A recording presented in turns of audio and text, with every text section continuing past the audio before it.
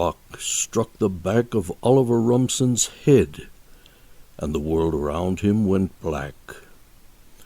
His body toppled over the iron railing and landed on the coarse cement at the Grover Street bus stop. Oliver never saw the attack coming.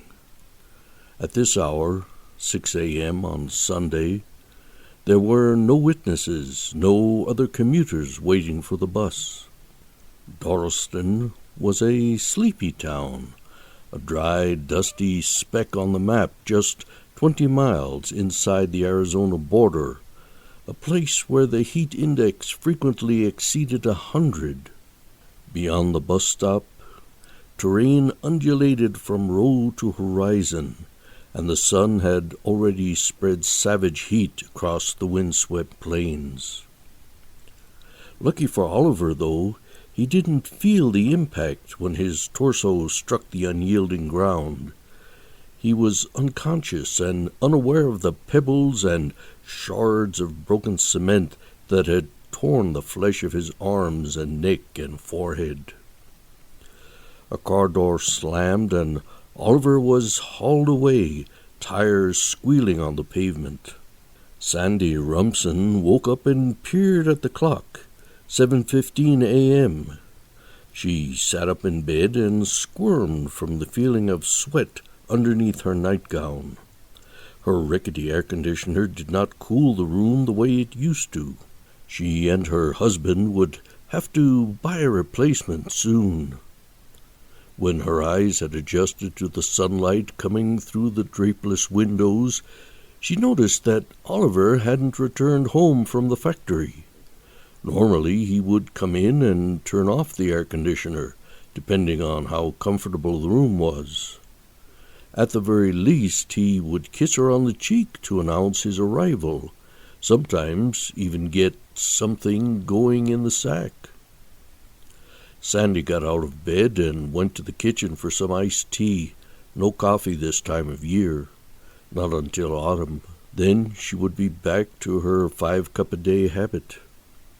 Her husband had his vices, and she had a few of her own. She stood staring out the window, watching a bird dart across the backyard to the crotch of a sickly fruit tree, where it huddled with another bird. Why didn't Oliver call and tell me he was going to be late? It only takes a minute to pick up a phone, she always told him. She never asked much of him. She was an easygoing wife, undemanding and flexible.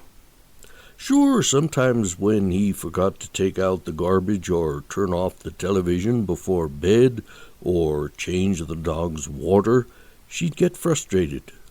But she would rather overlook his mistakes than dwell on them.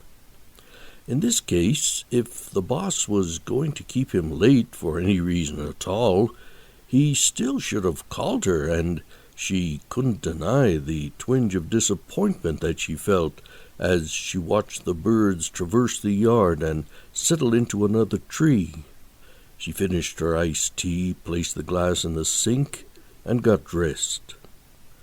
An old greenhouse sat in an open field, a deserted flatland of withering trees and shrubbery, a place where nothing thrived except a few cacti. Willard rarely used this section of his property, a sequestered area overgrown with weeds, thistle, and scrub brush. For over 20 years Willard had worked in construction. He managed a company with 2 helpers and had begun to put in extra hours after his wife died the year before from heat stroke, a freak accident for a middle-aged woman who had overexerted herself in the yard one summer afternoon while trying to plant some bushes. The tragedy had devastated Willard, so he sold what little they owned and found another place, isolated in the Arizona flatlands. He made enough money to lead a good life, a quiet life, filled with a moderate workload and ample reading time. He let the greenhouse remain on his property when he purchased the land. A rock struck the back of Oliver Rumson's head,